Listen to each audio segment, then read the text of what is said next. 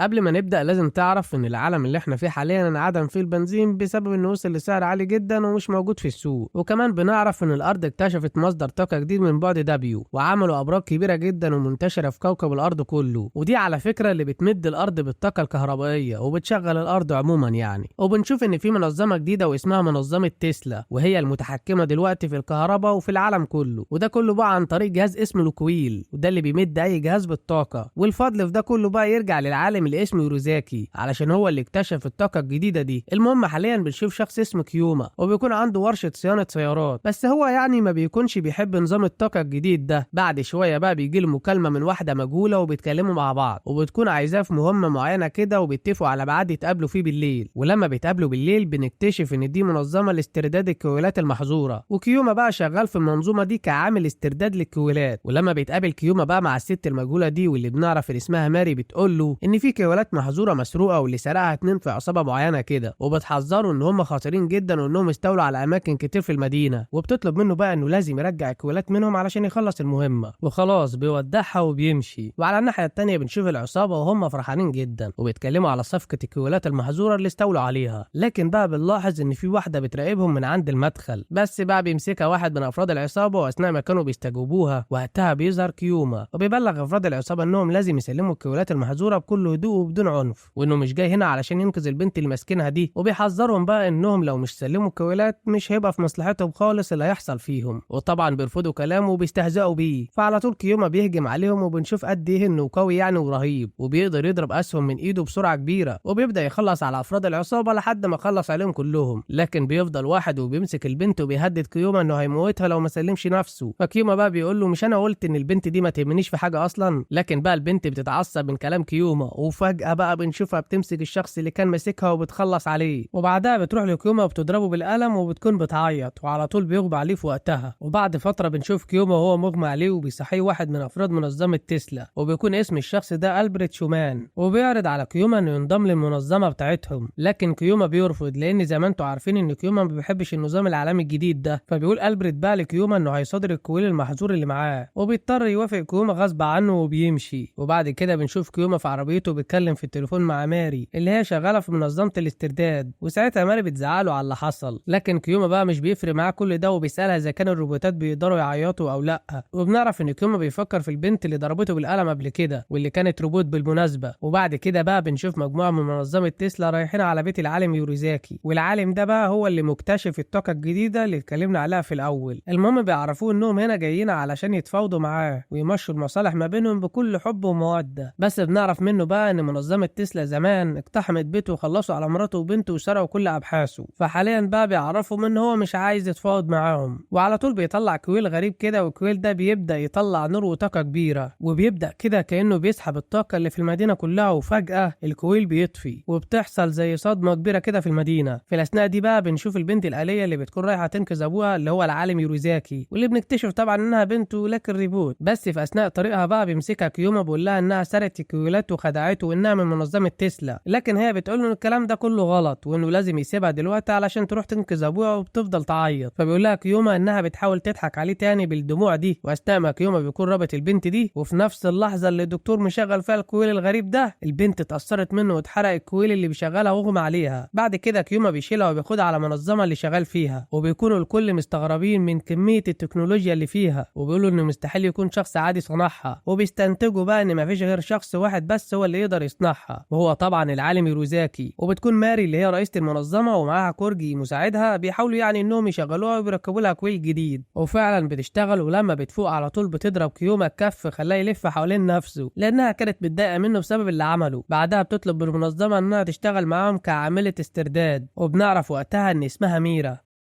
بعدها بنشوف كيوما وميرا البنت الآلية وهم رايحين على مكان زي الحفلة فيه تجمع ناس كتير جدا، وكيوما بيعرف ميرا ان في سرقة كبيرة هتتم لتمثال أثري مهم جدا، والحكومة بقى عايزة تمسك الشخص ده، والسرقة دي هتتعرض هنا بقى في شاشة عرض كبيرة، واللي هيعمل السرقة دي واحد اسمه لوزر. وبقول لها ان لوزر ده عمل سرقات كتير جدا لحاجات أثرية، وانه عمره ما نجح في سرقة واحدة، وعلشان كده بقى طلعوا عليه اسم لوزر يعني واضحة. وبيعرفها كمان انه بيبث عمليات السرقة دي عن طريق اختراق شاشات العرض الموجودة في المدينة. سنه، وان مهمتهم بقى انهم يجيبوا الكويلات المحظوره اللي بتبث السرقه على شاشات العرض. وبقول لها ان ماري مديرتهم بعتلها يعني هدوم ولازم تغير هدومها دي علشان ما تتكشفش انها روبوت. وبعدها بنشوف كيوما وهو بيفتكر اللي حصل لما كان في المنظمه اخر مره وكانت ميرا البنت الآلية معاه. وقتها ميرا بتقول له ان ابوها مات اللي هو الدكتور وقت ما شغل الكويل زي ما شفنا، وانه يعني وصاها قبل ما يموت انها تدور على الكويلات المحظوره. ساعتها بيسالها كيوما ايه اللي حصل لزوجة الدكتور، فبتقول له انها ماتت وقت ما هي اتصنعت من سنتين، واللي موتها افراد من منظمه تسلا. ومش كده وبس، ده كمان موتوا بنتها وخدوا ابحاث الدكتور وهربوا. وساعتها ماري بتوافق ان ميرا تشتغل معاهم عامله استرداد، لكن هتبقى تحت نظر كيوما طول الوقت وهتعيش معاه. بعد كده بقى بنشوف كيوما وهو بيقول لميرا انها تدور على الكويلات المحظوره وهو هيدور على لوزر. وبعد فتره بنشوف كيوما وهو بيجري ورا لوزر، وبنعرف بقى ان لوزر ده ابنه وبيساعده في اختراق الاجهزه وانه بيديله كل التعليمات. المهم وقت ما كان كيوما ولوزر بيجروا بيقابلهم افراد من منظمه تسلا، وبيخلص بقى عليهم لوزر بالضربه القاضيه. الله ينور عليك يا ابني، والله ما انت شغال اهو، امال بيقولوا عليك لوزر ليه؟ واثناء ما هو بيجري بقى عمك يوما راح ضارب سبرنت ورا عمك لوزر. بس وهم داخلين المبنى الرئيسي بيقابلوا حراس آليين، وقتها بتدور العركه اللي بجد، وعمك لوزر وعمك يوما بيطحنوهم حرفيا. وبعد المعركه الطاحنه دي بيقول لوزر لكيوما ان هو بقى من وحوش جريندل، وانه جامد جدا يعني، وانه حارب ضد الآليين من زمان، وافراد المجموعه دي بقى منظمه تسلا خافوهم وخلصوا عليهم. ده غير كده كمان منظمه تسلا خلصوا على مراته وشوهوا وشه وقطعوا ايده ورجله. وفي الاثناء دي بقى بنشوف ميرا وهي بتشوف مبنى عالي جدا علشان اجهزه التشويش اللي عملها لوزر، علشان يعني ما تاثرش على اجهزتها وهي بتدور على الكويلات المحظوره. وبنروح لكيوما ولوزر وبنشوف انهم اخيرا وصلوا لمكان القطعه الاثريه، وبيظهر لهم فجاه واحد غريب ومعاه بنتين آليين، وبيقول لهم ايه اللي جابكم هنا، جهزوا نفسكم بقى علشان هتموتوا دلوقتي. وبيأمر البنتين الآليين انهم يخلصوا عليهم، وبيهجموا فعلا، لكن عمك كيوما بيخلص عليهم بضربه واحده. وبنشوف لوزر بقى وهو بياخد جهاز غريب كده من التمثال. في الاثناء دي بقى بنشوف ان ميرا راحت لابن لوزر ومعها 3 حمامات، وبتعرفوا بقى ساعتها انها لقت كويلات في الحمامات اللي بيستخدموها في البث اللي بيعرضوه على الشاشات. ساعتها ابن لوزر بيستغرب جدا لان مستحيل بشريه تقدر تكشف اجهزتهم يعني. نرجع بقى لكيوما ولوزر وبنشوف ان الراجل الغريب ده عمل حاجه مجنونه جدا، وهي انه مسك الكويلات الموجوده في البنتين الآليين، وده بقى ادى لانفجار بعد، ودي كارثه كبيره جدا. بس وقتها بقى لوزر بيعرف يهرب من المكان، لكن كيوما الجدع بيحاول ينقذ الراجل الغريب ده، بس للاسف ما قدرش ينقذه والوقت فات. بعدها بتوصل قوات الدعم من منظمه تسلا، وبيقولوا بقى لكيوما ان اللي حصل ده لازم محدش يعرف عنه حاجه، وانهم هياخدوا 8 شهور علشان يصلحوا الضرر اللي حصل ده. بعدها بنشوف كيوما وميرا وهم في منظمه الاسترداد مع ماري، وكانت ميرا بتسلمها الكويلات المحظوره، وحكت لها بقى ان اللي كان متحكم في الكويلات دي طفل صغير كده. فبتستغرب ماري، لكن بتكافئها على اللي عملته بانها اديتها مبلغ كبير جدا علشان نفذت المهمه بنجاح، وده طبعا بقى بيفرح ميرا جدا جدا. المهم بعدها بنشوف كيوما وميرا وهم في العربيه ومروحين، وكانت ميرا بتدي لكيوما كده مبلغ علشان تأجر منه مكان اوسع في بيته يعني، لان زي ما احنا مش عارفين ان ميرا ساكنه مع كيوما في نفس البيت. ولما بيروحوا بقى كيوما بيدي ميرا مفتاح لكرفان عنده، وبتكون ميرا فرحانه جدا. وقبل ما كيوما بيمشي بيحذرها من الاطفال الموجودين في المنطقه، وبيعرفها انها لازم تاخد بالها علشان ما يعملوش مشكله. بعد كده اثناء ما كانت ميرا بتجهز الكرفان بتاعها وبتنضفه، لقت فعلا الاطفال بتتسلل البيت، فراحت لهم بقى وعرفتهم ان اللي بيعملوه ده غلط علشان دي ملكيه خاصه. وبتتعرف ميرا على واحده من الاطفال اسمها شيورا، وبيلعبوا سوا. خليك فاكر بقى شيورا دي. ولما كانوا بيلعبوا تسللوا شويه اطفال كده المكان في بيت كيوما، والمكان ده بقى فيه عربيات مركونه ومحطوطه فوق بعض كده. المهم يعني كانوا الاطفال بيلعبوا في العربيات دي، وده خطر جدا لان فعلا العربيات اتحركت وكانوا هيقعوا فوق الاطفال، لكن ميرا بتشوفهم وبتجري عليهم علشان تلحقهم وفعلا بتنقذهم. بس الاطفال في الوقت ده بقى بيلاحظوا ان في اجزاء منها اتفكت، ودي مصيبه سودة. عامه بقى على الجانب الاخر بنشوف كيوما وهو رايح محل تليفونات كده باين عليه قديم، وبيطلب من الشخص العجوز اللي في المحل تليفون كده ببطاريه، لان زي ما انتوا عارفين كيوما ما بيحبش اي حاجه تشتغل بكويلات. وبيسال صاحب المحل عن حوار الارقام اللي لوزر قال له عليه، فبيعرفوا العجوز ان الارقام دي عباره عن كويلات قديمه جدا واتصنعت قبل ما يشيدوا الابراج، والابراج دي اللي هي بتمد كويلات بالطاقه، وان الكويلات دي يعني بتجمع طاقتها من مكان غير معروف وانها خطيره جدا. بعد كده بنشوف كيوما وهو رايح البيت، وبيلاقي الشرطه موجوده هناك بسبب اللي حصل في العربيات والاطفال اللي كانوا هيتاذوا هناك، وبيعرفوه يعني انهم سيطروا على الوضع والاطفال بخير، لكن علشان ان هو اهمل بيعمل في إدارة ممتلكات ومراقبة الأطفال، وده يعني عرض الأطفال للخطر بياخدوه معاهم. وبعد كده بنشوف كيوما وهو خارج من اسم الشرطة، وبنعرف إن في حد اتوسط علشان يعني يطلعه، وهنعرف الشخص ده بس قدام. المهم إن هو أخد عربيته وراح للبيت، وشاف ساعتها ميرا وهي حالتها سيئة جدا، وبتقول له إن الأطفال بقى شافوها وهي دماغها بتتفكك، وده خطر إن يعني إنهم يعرفوا إنها روبوت. لكن بيطمنها كيوما إن محدش من الأطفال قال حاجة. وكيوما وقتها بيكلم ماري في التليفون وبيطلب منها حد يجي يصلح ميرا في أسرع وقت، وبيشكرها إنها يعني اتوسطت ليه علشان تخرجه من السجن. لكن هي بتقول له إنها مش هي اللي اتوسطت ليه علشان تخرجه، وبتعرفه اللي خرجته الرئيسة التنفيذية لشركة تسلا واسمها كلير. بعد كده بنشوف كيوما هو رايح لكلير وبيسألها بقى ليه طلعته من السجن، فبتعرفه إن الغلط مش عليه، لأن بنتها اللي هي الطفلة الصغيرة اللي اسمها شيورا واللي كانت بتلعب مع ميرا وقت الحادثة ساعتها بقى شافت كل اللي حصل ده وعرفتها كل حاجة، وعلشان كده ساعدته وطلعته من السجن. بعدها بتجري شيورا عنده وبتقول له في ودنه إنها عرفت حكاية ميرا وإنها روبوت وكده، وبتطمنه لأنها ما قالتش لحد. بعد كده بقى بتظهر كلير وهي بتتكلم مع موظف في الشركة اللي هو ألبرت شومان، وبيتكلموا بقى على اللي حصل وقت حادثة الدكتور ساعة لما شغل الكويل الغريب ده، وإن الكويل ده عمل زي ثقب أسود كده سحب كل حاجة. ده غير كمان إن الدكتور اختفى وكل الأبحاث اللي كانت معاه في البيت اختفت. فبتعرفوا ساعتها إنها خايفة لأنهم مش متأكدين إنه مات ولا لأ، وخايفة أكتر إنه يرجع ينتقم منهم لأن هو ده اللي بيخطط ليه يعمله من زمان، لأن زي ما احنا عارفين شركة تسلا هي اللي موتت مراته وبنته. بعدها بقى بنشوف الأطفال وهم بينادوا على ميرا علشان تروح تلعب معاهم، وفي الوقت ده بقى بيجي لها كيوما وبيهزر معاها هزار غشيم شوية وبيقول لها مش هنبطل نلعب مع العيال دول ولا إيه. المهم بقى في نفس اليوم ده بالليل تحديدا في بحيرة شينشو، وبيكون في وسط البحيرة دي فندق غريب جدا، وبنشوف حاليا الخادمة وهي بتدخل أكل لصاحب الفندق، ولما بتدخل بقى بتتصدم لأنها بتلاقيه مرمي على الأرض وميت غرقان، وكمان بيطلع من بقه مية كتيرة جدا، وبيكون جنب الراجل ده بقى الروبوت بتاعه وشكله بيكون مرعب، فبتخاف الخادمة جدا وبتصرخ. المهم تاني يوم بنشوف ألبريت بقى وماري وهم قاعدين مع كيوما، وألبريت كان جاي لكيوما علشان ينفذ مهمة لشركة تسلا، وماري بقى كانت جاية مع ألبريت علشان تقنع كيوما بالمهمة دي وينفذها، لأنها عارفة أصلا إن كيوما مش هيسمع كلام ألبريت لو إجا لوحده. المهم ألبريت بيقول لكيوما إن في شخص اتقتل في فندق عند بحيرة شينشو، والشخص ده اسمه ساكاكي شيجرو، وده كاتب بيكتب روايات رعب وكده. المهم إنهم لقوا الشخص ده مقتول في أوضته وكان في مية في بقه في كل مكان في الأوضة، وما كانش بقى حد في الأوضة خالص غير الروبوت اللي بيخدمه، وبيكونوا شاكين يعني إن الروبوت اللي كان معاه دوت أرغم ساكاكي على شرب المية لحد ما مات، وإن علشان الروبوت يعمل كده لازم يكون في حد اخترقه بكويل محظور. دي بقى مهمة كيوما، يعرف مين الشخص اللي اخترقه أو مين اللي قتله بشكل عام يعني، ولو في كويل محظور كده ولا كده يرجعوا ليهم. بس ألبريت بيقول لكيوما حاجة غريبة، إن في أشباح في المنطقة اللي فيها الفندق، وده بسبب إن زمان جدا كان في سد والسد ده انهار، والناس اللي كانت شغالة في السد كلهم ماتوا، وبيظهر بقى من وقتها أشباح الناس اللي ماتت دي. المهم كيوما بيوافق إنه ينفذ المهمة بسبب ماري طبعا. بعد كده بنشوف كيوما وميرا وهم رايحين الفندق، ولما بيوصلوا بيستقبلهم مدير الفندق اللي اسمه ماكيتا، وبيعرفهم على الأخت الصغيرة لساكاكي واسمها مارسا، واللي بيبان عليها التعب الشديد والإرهاق،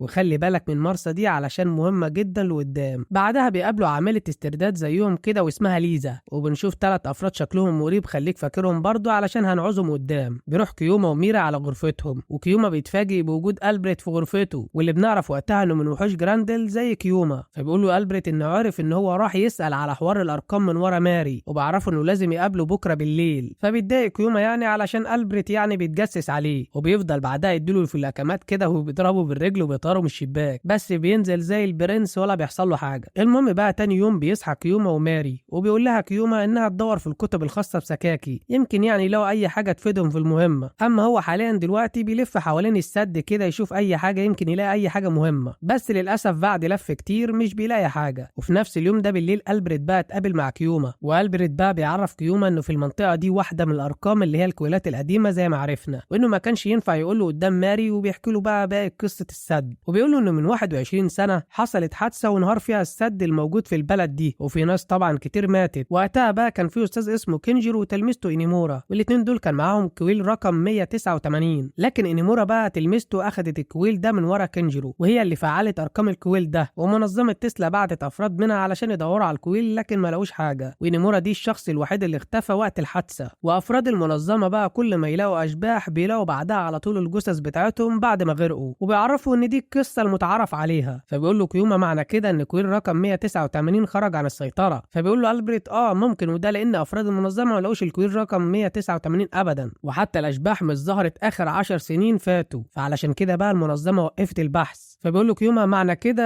ان وفاه سكاكي رجعت البحث من جديد. فبيعرفوا ألبرت ان انت صح، احنا عارفين قد ايه الارقام دي خطيره جدا، وعارفين كمان يا كيوما انك انت الوحيد اللي عرفت تنجو منها في الحادثه بتاعت زمان اللي حصلت لك. وطبعا يا زعيم هنعرف كل حاجه لكن قدام. وبيكمل كلامه وبيقول له علشان كده طلبتك تيجي للمهمه دي. وقتها كيوما بيكلم كورجي اللي هو شغال مع ماري، وساعتها بيوريهم كورجي انه قدر يجيب صور عن طريق موجات الرجل الآلي وقت حادثه سكاكي، وده نفس الروبوت بتاع سكاكي يعني اللي كان معاه ساعه الحادثه. المهم انهم بيشوفوا ان في الغرفه دي اشباح، وطبعا بيكونوا مصدومين ومش فاهمين اي حاجه. بنسيب كل ده بقى وبنروح لميرا وهي في الحمام. وقتها كانت بتحاول تفتكر اي دليل كده يعني من الكتب اللي قريتها لسكاكي، لكن بيجي في دماغها مشاهد مرعبه كده افتكرتها من روايه سكاكي. وبتحس ميرا بوجود حد معاها في الحمام وبتسمع اصوات فبتخاف جدا. وفجاه بيظهر لها شبح بنت، وقتها ميرا ما بتكونش قادرة تتحكم في نظامها، وفجأة بتلاقي نفسها دخلت لعالم الأموات. وهنعرف ايه اللي حصل لها لكن قدام. على الناحية التانية بنشوف مارسا وهي في أوضتها، وبيهجم عليها ال3 أشخاص اللي قلت لكم عليهم، وكانوا عاوزين يعني يخطفوها لحد ما ياخدوا الكويل رقم 189 منها. هتقول لي هي معاها أصلا الكويل ده؟ هقول لك هتفهم كل حاجة قدام. المهم ساعتها بيجي كيوما وبتدور معركة ما بينهم، بس ال3 أشخاص دول بيعرفوا يخطفوا مارسا وبيهربوا بعدها. وبعد كده بقى بنشوف كيوما وهو واقف بره الفندق، وفجأة بيظهر له أشباح متكونين من مية وبتبدأ معركة ما بينهم. بس كيوما بيلاحظ ان مفيش حاجة بتأثر فيهم، وبيبدأ يجري من الاشباح دي علشان يحاول يعني يلاقي حل. وقتها وقع على واحد منهم دولاب، والدولاب ده كان فوقه كرتونة، والكرتونة دي كان فيها ازاز مية. ولما بتتفتح بقى وبتقع عليهم بنعرف هنا ان المية العادية نقطة ضعفهم، والمكان بتاعهم اللي بيعيشوا فيه هو بحيرة شينشو اللي هو يعني مكان الحادثة. واي مية غير مية البحيرة بتأثر عليهم وبيختفوا زي ما بيحصل دلوقتي. وقتها بقى توقع كيوما ان المية بتاعت خزان سكاكي اللي في الأوضة بتاعته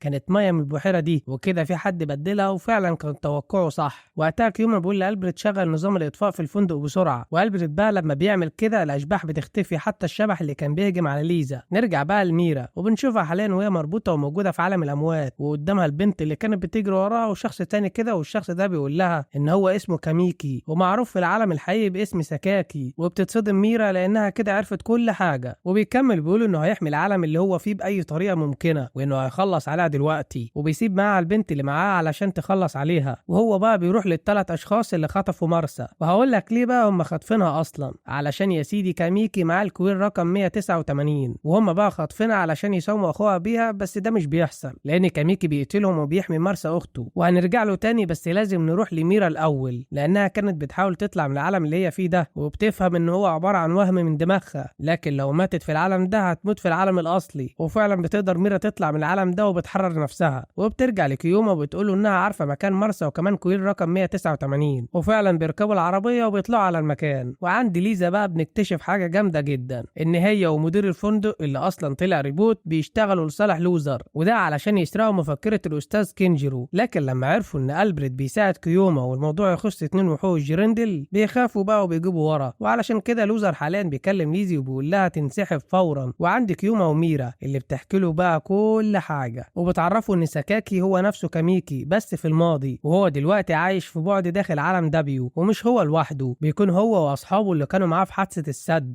وكل اللي حصل ده بسبب الكويل رقم 189. وده السبب بقى ان ال3 افراد اللي خطفوا مارسا اخت كاميكي اللي هو سكاكي يعني علشان ياخدوا الكويل ده منه قبل بقى ما منظمه تسلا تاخده. وعلشان نفهم كل حاجه لازم نرجع للماضي 21 سنه لورا. وبنشوف حاليا بقى انيمورا اللي بالمناسبه ألبرت قال عليها الكيوما انها مختفيه. المهم بنشوف كاميكي وانيمورا وهما بيتكلموا ان الكويل رقم 189 هيحل مشاكل السد اللي في البلده، وهيبقى فيه طاقه غير محدوده. وبنعرف ان هما الاتنين كانوا شغالين مع الاستاذ كينجيرو، وان يعني مش انيمورا بس اللي كانت شغاله مع الاستاذ زي ما ألبرت كان فاكر، لا ده كاميكي كان من ضمن الفريق برضه. المهم دلوقتي ان كاميكي بيقول لها انه هيروح للسد علشان يطمن ان كل حاجه تمام. وعند السد بقى بيسمع 2 من الموظفين ماشيين مع بعض، وبيكونوا بيتفقوا انهم يبوظوا السد ويفتحوه الميه تغرق البلد كلها، وده كله علشان مشروع الكويل ده يفشل وما يأثرش على مصالحهم الشخصيه. ولما بيسمع كاميكي كلامهم بيقلق جدا، فبيقرر يروح يحذر إينيمورا بسرعه. وعند إينيمورا بيكون في شخص كده بيهجم عليه وعايز يموتها علشان مشروع الكويل ده ما يتمش، لان لو تم كده هتبقى في طاقه غير محدوده وده هم مش عايزينه. لكن إينيمورا بقى بتدافع عن نفسها بصعوبه وبتقدر تموته في الاخر. وقتها بيوصل كيميكي بقى وبيعرف اللي حصل منها وبيهديها، وبيقول لها تروح تعرف اهل البلده ان السد هيتفتح ويغرق البلده كلها، وتجيب كمان الكويل رقم 189. وبيعرفها انه هيخفي جثه الراجل اللي كان بيهجم عليها، بحيث يعني ما تتورطش في مشاكل وبعدها هيجي لها لما يخلص. وفعلا إيمورا بتسمع كلامه وبتمشي. وبعد ما كيميكي يتخلص من جثه الراجل اخد الموتوسيكل بتاعه وطلع يجري علشان يلحق المصيبه اللي هتحصل ويلحق إينيمورا. لكن يا زعيم مش كل حاجه بنتمناها تحصل بخير بتحصل. للاسف الوقت فات والسد اتفتح، وبيلاقي إينيمورا غرقانه وجنبها الكويل رقم 189. في الوقت ده كيميكي كان مصدوم جدا صدمه عمره، انه حب حياته ميت قصاد عينه، واصحابه بقى فوق المبنى بينادوا عليه علشان يلحقهم. وفجاه بيطلع من الكويل رقم 189 ضوء كبير جدا. المهم بنعرف ان هو انقذ اصحابه فعلا، بس مش في العالم الحقيقي، في العالم الخفي عالم دبليو. وكل حاجه هنفهمها بس قدام. كفايه كده بقى نرجع لوقتنا الحالي، وبنشوف كيميكي بقى وهو قصاد صندوق زجاجي كده كبير، وبيكون فيه الكويل رقم 189 وإينيمورا جواه. ساعتها بيجي كيوما وبتحصل معركه ما بينهم جامده جدا، وكيوما طبعا هنا علشان يرجع الكويل رقم 189، بس ده لو حصل إينيمورا هتختفي خالص. وكيميكي بقى مستحيل يوافق ان ده يحصل لحبيبه عمره. المهم اثناء انشغال كيميكي بقى مع كيوما بتطلع ميري بقى فوق الصندوق وبتقول لكيميكي انه غلطان، وان العالم اللي هو فيه ده مش مصنوع من ذكريات واراده إينيمورا، وان إينيمورا اصلا عايشه. والمفاجاه الكبيره بقى ان هي مارسا. المهم ان بيكون مصدوم جدا وبيقول لها ازاي دي اختي الصغيره. لكن قاطعهم في الكلام روح سكاكي الحقيقيه وقال له انا بقى احكي لك كل حاجه، وانت يا زعيم ركز علشان كل حاجه مش واضحه هتبان دلوقتي. بص يا سيدي، دلوقتي في 2 عالم، العالم الحقيقي اللي هو بتاعنا العادي جدا، والعالم او البعد التاني اللي ظهر مع اختفاء إينيمورا وحزن كيميكي عليها. فاكر بقى الضوء اللي طلع من الكويل، الضوء الكبير اللي حصل اثناء السد؟ اهو بسبب ده بقى حصلت كل حاجه، واللي عمل البعد التاني ده هو الكويل رقم 189. سكاكي بقى في العالم الحقيقي وقت الحادثه زمان انقذ إينيمورا ومش انقذ اصحابه، وده عكس اللي عمله كيميكي، انقذ اصحابه وساب إينيمورا. لكن بقى لما سكاكي انقذ إينيمورا في العالم الحقيقي فقدت الذاكره وما كانتش فاكره اي حاجه حصلت قبل الحادثه. معنى كده ان في العالم الحقيقي إينيمورا هي اللي عايشه واصدقائها هم اللي ماتوا. طب فين بقى اختي مارسا من كل ده؟ هقول لك انا بقى. مارسا يا سيدي ماتت من 14 سنه في حادثه، وإينيمورا عاشت معاه على اساس انها اخته، وساعتها بقى غير اسمه من كاميكي لسكاكي. لكن فضلت الكوابيس تلازم إينيمورا طول الوقت، والموضوع ده كان مسبب مشكله كبيره ليها، لان في احلامها كانت بتقدر تشوف ان اصحابها اللي ماتوا في حادثه السد بقوا دلوقتي اشباح وبيأذوا الناس. فسكاكي بقى ساعتها راح للاستاذ كينجرو، فالاستاذ عرف سكاكي بقى كل حاجه، وان كويل رقم 189 لسه في البحيره وهو سبب المشاكل دي، وكمان سبب الكوابيس والاحلام اللي كانت بتيجي لإينيمورا. وكمان عرفوا ان الكوابيس والاحلام دي هي المفتاح اللي بيربط بين العالمين، العالم الحقيقي والبعد التاني. وبقول سكاكي بقى الكاميكي، وعلشان احررها بقى من كوابيسها طلعت الكويل من البحيره. ساعتها بقى كاميكي من العالم الموازي هو والاشباح صحابه قتلوا سكاكي، وشفناه طبعا مات غرقان في الفندق في البدايه خالص. وبس بعد ما بيفهم كاميكي كل حاجه وان إينيمورا عايشه في العالم الحقيقي بيقدر اخيرا يشوفها في العالم بتاعه، وبيسالها انت كل الوقت ده كنت حيه؟ فقالت له اه، وكنت براقبك دايما، وكمان كنت زعلانه جدا بسبب كل اللي بتمر بيه. فبعدها بيقول لها كاميكي انه لازم ينهي الموضوع ده، وبيقرر خلاص انه يختفي هو واصدقائه الاشباح، وكمان معاه إينيمورا حب عمره. وحاليا بقى بنشوف انفصال البعد دبليو اللي هو العالم الموازي بتاع كاميكي عن العالم الحقيقي. وقبل ما يمشي بيقول كيميكي لكيوما لو قلت لك اللي انا شايف الجنه من هنا هتصدقني؟ فرد عليه كيوما وقال له لا، اللي بيموتوا نفسهم بيروحوا الجحيم يا حلو. عمك كيوما ما عندوش مشاعر بجنيه والله.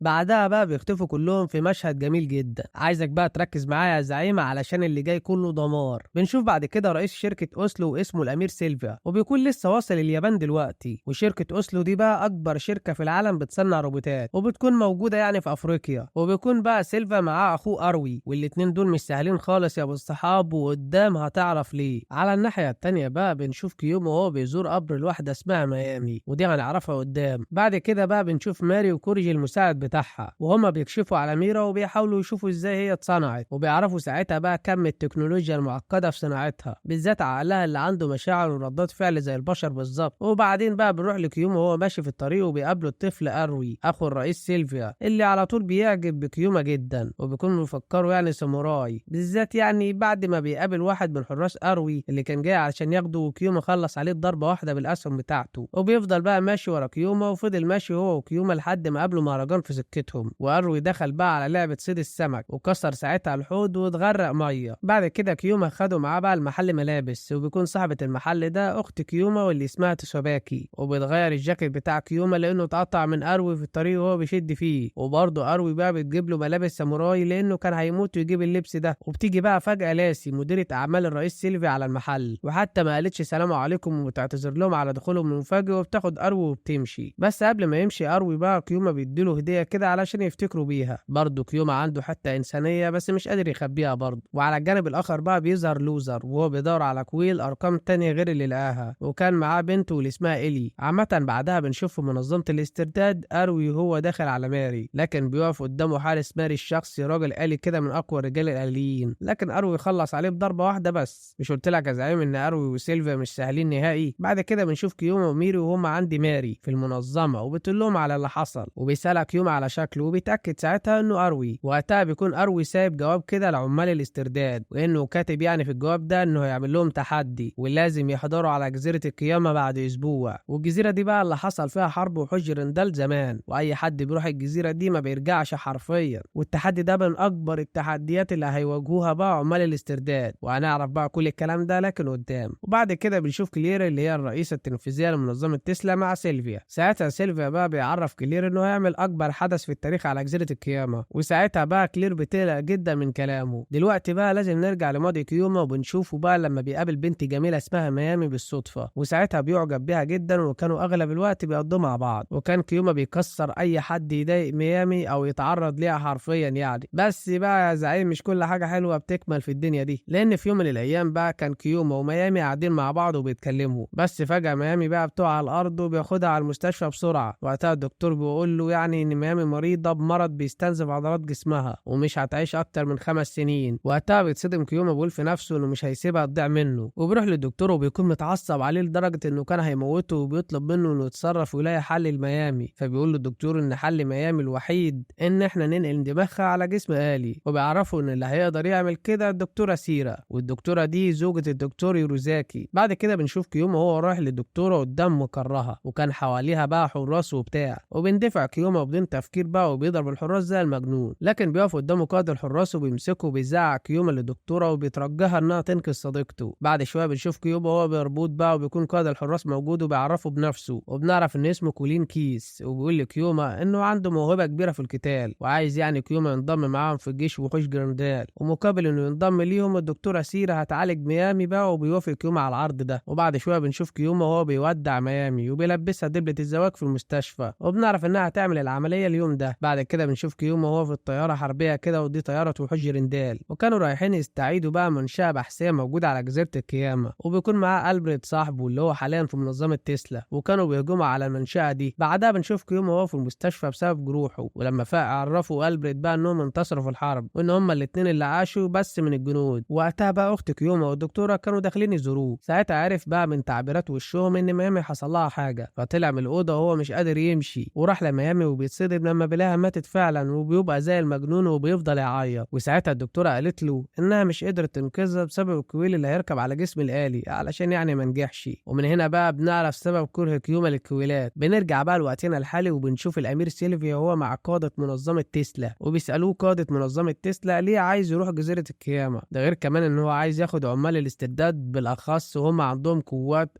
ايه. فبيعرفهم سيلفيا بقى انه اكتشف ان في نشاط للكويل اللي على الجزيره، وان الاكتشاف ده يبقى في مصلحته ومصلحه المنظمه يعني. وقال لهم بخصوص عمال الاسترداد انه مش بيثق يعني في منظمه تسلا، لان زي ما احنا عارفين المنظمه دي عملت مصايب كتير من ضمنهم حادثه قتل زوجة الدكتور يوروزاكي. وقتها بقى بتوافق المنظمه بالمهمه بتاعته. بعد كده بنشوف الامير سيلفيا وهو في قاعه كده ومعاه كل العمال الاسترداد، وبيكون كمان موجود لوزر وبنته إيلي، وبيديلهم بقى التعليمات وبيطلب منهم انهم يجيبوا له الكويل ده، لان الكويل ده مهم جدا، وده لانه اول كويل في التاريخ بينشط في الفراغ، واللي هيجيب الكويل ده هياخد جايزة 5 مليون دولار. ساعتها بقى الكل بيتحمس لما بيسمعوا الرقم ده، وبعرفهم كمان انهم هيطلعوا بكرة على الجزيرة فلازم يجهزوا نفسهم. وعلى الناحية التانية بقى بنشوف كيوما وميرا وهما بيجهزوا نفسهم علشان يطلعوا هما كمان على الجزيرة، لكن مش هيبقوا في طيارة سيلفا، هيطلعوا على طيارة تانية كده تبع ألبريت علشان كيوما يعني يعرف ياخد عربيته معاه. بعدها بنشوف سيلفا وهو مع عمال استرداد على الطيارة ورايحين على الجزيرة، وفعلا وصلوا الجزيرة، لكن لسه هيهبطوا بيقابلهم بقى عاصفة شديدة جدا. وقتها بيظهر فجأة زي كرة كبيرة كده مكونة من طاقة بتخش الطيارة، وبتعدي بقى الكرة دي على سواقين الطيارة وبيغمى عليهم، وبتروح بعدها لسيلفيا. وبنشوف الطيارة في الوقت ده اختل توازنها بسبب كرة الطاقة دي. وعلى الناحية التانية كيوما وألبريت وماري بيكونوا وصلوا خلاص للجزيرة هما كمان. بعدها بيوضحهم ألبريت وبيمشي. وقبل ما أكمل بقى لازم نرجع للماضي، وبنشوف الملك وهو رايح يتبنى طفل كده من الملجأ، والطفل ده بقى هو سيلفيا، لأن الملك ده ما كانش بيخلف، وبعد ما اتبناه بفترة كده مراته خلفت، والواد ده هو أروي. فبعد كده أصبح أروي هو اللي هيبقى ملك وسيلفا هيبقى أمير. نرجع بقى للطيارة اللي كانت رايحة على الجزيرة اللي عرفنا إنها وقعت، وبنشوف إن في ناس ماتت فعلا من عمال الاسترداد ومن طاقم السفينة. وبيكون وقتها سيلفيا ولاسي وأشخاص من عمال الاسترداد كانوا مغمى عليهم بسبب يعني كرة الطاقة واللي حصل في الطيارة. وأروي بقى بيأمر الحراس وعمال الاسترداد إنهم لازم ياخدوا سيلفيا ولاسي المكان آمن كده الأول. وبعد شوية بنشوفهم إنهم يعني قدروا يوصلوا البيت وبيدخلوه. وقتها بيقول أروي لعمال الاسترداد إن المهمة هتكمل وكل حاجة هتمشي زي ما سيلفيا قال، وهيكون هو المسؤول، لأن سيلفيا كان قايل له إن هو يعني لو حصل حاجة المهمة تكمل عادي، ووصاه بكده من الآخر يعني يمسك مكان سيلفيا. وأثناء ما كان أروي بيتكلم بيهجم على البيت رجل ضخم كده آلي، لكن أروي اتصدى ليه لأنه بيمتلك 2 من أقوى الرجال الآليين، وبيقدر يتحكم فيهم وبيسيطر على الموقف وبيخلص على الراجل الآلي الضخم بسهولة جدا. أما بقى على الناحية التانية بنشوف كيوما وميرا وهما ماشيين بالعربية في الطريق، وفي أثناء الطريق بقى بيظهر لهم رجال آليين، وبيكون كيوما عامل حسابه ومعاه بقى قنبلة فلاش بتعمل آليين لكام ثانية كده. وفعلا كيوما عمل كده ولف بعربيته وقدر يعني يبعد عنهم بأمان. وبيفضلوا بعدها يمشوا لحد ما شافوا 2 من عمال الاسترداد في معركة مع راجل آلي، لكن بيكونوا عمال الاسترداد يعني مش أقوياء كفاية علشان يهزموه. فبيتدخل كيوما وبيلف أسلاك حواليه وبيوقعه وبيهزمه بكل سهولة. وبعدين كانوا بيدوروا على طريق يمشوا فيه بالعربية، لأن حرفيا كل طرق الجزيرة متدمرة، وبيساعدوهم عمال الاسترداد اللي كانوا معاهم لأنهم عندهم قوة الحفر في أي مكان، وبيقدروا يلاقوا نفق كده وبيمشوا فيه. وهم ماشيين في النفق ده بيشوفوا إن في ظلام قدامهم. وقتها كيوما بيعرف إن ده عبارة عن فراغ ولازم يعدوا بأقصى سرعة علشان لو ما عدوش بسرعة هيموتوا كلهم. وبيقدروا يعدوا بإعجوبة والكل يغمى عليه، حتى كيوما كان هيروح فيها. وبعد ما بعدوا بقى من الفراغ ده كيوما بقى بيطمن على الكل، وبنعرف إن الكل بقى عايش ومحدش حصل له حاجة الحمد لله. بعدها بيظهر لهم فجأة في الطريق لوزر، وبيقول لكيوما إنه كان هنا من 5 سنين وقت حرب الكويل، وبيطلب من كيوما إنه يقول له إيه اللي حصل يومها، لكن كيوما بيقول له إنه مش فاكر حاجة اليوم ده. فبيتعصب لوزر منه لأنه كان فاكره بيضحك عليه، فعلشان كده بيكسر الطريق بحيث كيوما يعني ما يقدرش يكمل طريقه. بس وقتها بتظهر كرة الطاقة وبتروح لعند كيوما، وفي لحظة بيغمى عليه، وميرا بتسأل لوزر إن هو اللي عمل كده، فبيقول لها لأ.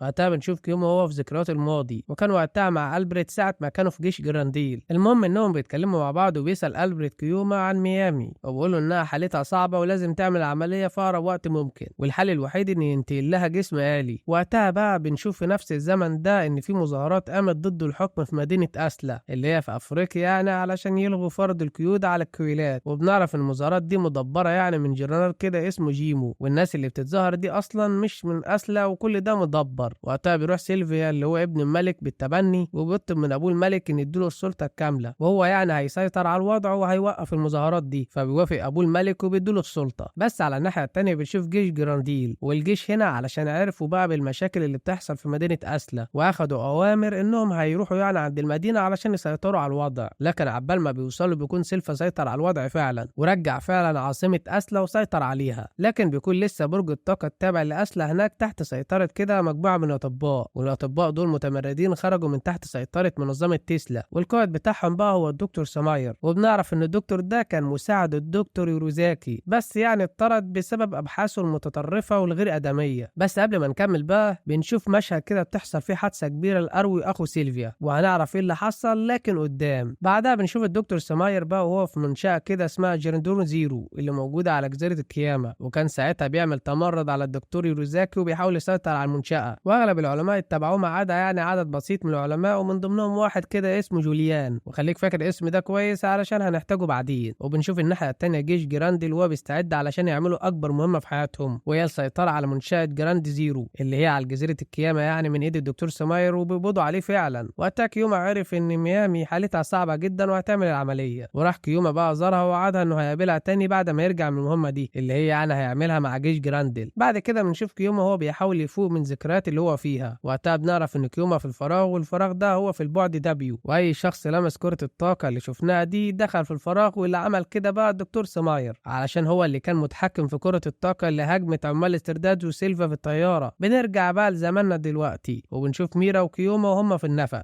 ساعتها بيهجم عليهم رجال آليين. وقتها ميرا بتقول لنفسها انها لازم تعتمد على حالتها وتنقذ كيوما لانه كان مغمى عليه، وساعدها بقى في كده عمال الاسترداد اللي كانوا معاها. وبتبدا المعركه ما بينهم، وفعلا بقى ميرا وعمال الاسترداد قدروا يخلصوا عليهم. وقتها بنشوف راجل آلي كان عايز يستهدف كيوما، لكن ميرا بتلحقه وبتجري وراه وعلى طول بتشيل الكويل اللي فيه. واثناء ما هي بتنط من على الراجل الآلي الكويل بتاعها طاقته انخفضت، وكان قدامها في الطريق فراغ، ولو دخلت الفراغ ده هتموت. وفجاه على طول بيفوق كيوما وبيلحقها على اخر لحظه وبيشدها من الفراغ وبيقدر ينقذها. وبعد شويه بنشوف اروي وهو جاي لكيوما وميرا في النفق، وبتكون حالته خطيره جدا واجزاء من جسمه مش موجوده. وبيتفاجئ كيوما ان اروي طلع راجل آلي. بس مش عايزك تتفاجئ دلوقتي، المفاجاه الكبيره قدام. وبعدها بيقول اروي لكيوما ان في واحد من الحراس واسمه كيكي اتمرد عليه وكان عايز يقتله. فعلى طول كيوما بياخد اروي وميرا وعمال الاسترداد اللي معاهم وبيمشي من المكان اللي هم فيه بسرعه. بعد كده بقى بنشوف لوزر وبنته هما بيتكلموا عن الكويل الفراغ اللي موجود يعني على الجزيره، وقد ايه هو مهم بالنسبه للوزر. وقتها بقى بيهجم عليه عامل كده من عمال الاسترداد وبيكون عاوز يخلص على لوزر علشان ما حدش يعترض طريقه قدام كويل الفراغ وهو يعني اللي ياخده. وبتقوم معركه ما بينهم وبيقدر لوزر انه يكسب المعركه. ساعتها بقى بيكتشف لوزر حاجه، ان عامل الاسترداد ده قوته بتعتمد على كويل ارقام زي اللي بيمتلكها هو. فعلى طول بياخد كويل الارقام اللي مع عامل الاسترداد، وكده بيكون كملت كل الكويلات اللي لوزر عايزها، ودي هتديله قوه كبيره. ومش كده وبس، ده هتديله كمان قدره انه هو يفتح بوابات الفراغ، والقدره دي مش موجوده غير عند الدكتور سماير. بعد كده بنشوف كيوما وميرا واروي وهما بيكونوا وصلوا المبنى كده جراند زيرو، وساعتها بيقابلهم في المبنى ناس كده زي الزومبي. وبنعرف ان الناس دي بتكون ميته وموجودين يعني في الفراغ، لكن اللي بيتحكم فيهم الكويلات. المهم بيقدر كيوما وميرا واروي يهربوا منهم، لكن بيكون في شخص كده مستنيهم هناك، والشخص ده هو كيكي، واللي وقف في طريقهم وهددهم انه هيخلص عليهم. فبيسالوا اروي ليه بيعمل كده، فرد عليه كيكي وقال له ان هو واخوه اخدوا قرار غبي انهم يعني يعرضوا حياه الناس للخطر، وانهم يعني يجيبوهم على الجزيره، وبالاخص بعد ما الطياره وقعت، واصروا يكملوا المهمه علشان كده هو بينتقم منهم. وبيقدر بقى كيكي وقتها انه يتحكم في واحد من اصدقاء كيوما من ايام حرب جرنديل، وصاحبه ده اسمه دوج، وبيقدر يتحكم فيه عن طريق الكويل. وبيهجم على كيوما. وقتها كيوما بقى كان بيحاول يفكر دوج يعني انهم اصحاب من زمان، لكن للاسف مفيش امل، دوج يعني ميت وموجود في عالم الفراغ. ودلوقتي لما بيستوعب كيوما كل الكلام ده ان مفيش امل يعني وكده، فبيضرب دوج وبيخلص عليه. بعدها بنشوف اروي وهو رايح لكيكي وبيحذره من اللي بيعمله ده، فبيتضايق كيكي من كلامه وبيضرب على اروي النار وبيخلص عليه. وقتها بقى بيجي كيوما وهو متعصب جدا من اللي شافه وبيضرب كيكي وكان هيموته، لكن على طول بتيجي ميرا وبتمنعه وبتعرفه ان اروي لسه عايش وما ماتش. ساعتها بيجي نسخه تانية من اروي وبيتصدم كيوما وقتها لانه كان مفكر ان اروي يعني دماغه حقيقيه متركبه على جسم بشري، لكن اروي بيقول له انه عمل حادثه زمان جدا وجسمه اتدمر حتى دماغه. وساعتها قدر سيلفا انه يقول الوعي يعني على الروبوتات، وان جسمه محفوظ في عصرهم بس ما بيتحركش، وهو حاليا عايش على الاجهزه والمحاليل علشان ما يموتش. وبيعرفوا انه جسمه آلي لكن وعيه بشري. بعد شويه بيروحوا لسيلفا ولاسي وبيعرفهم كيوما ان في زي شريحه كده تحت ودان كل اللي اغمى عليهم، وقت يعني ما طلع لهم كره الطاقه اللي عرفنا انها جايه من الفراغ واللي متحكم فيها الدكتور سماير. بعدها سيلفا شكر كيوما بقى علشان ساعد اروي، وبقول لهم سيلفا انه محتاج الكويل الاسطوري جينيس اللي اخترعها الدكتور يوروزاكي، والكويل ده هتخليه يقدر يحافظ على جسم اروي مدى الحياه ويستمر سلالته الملكيه على الارض.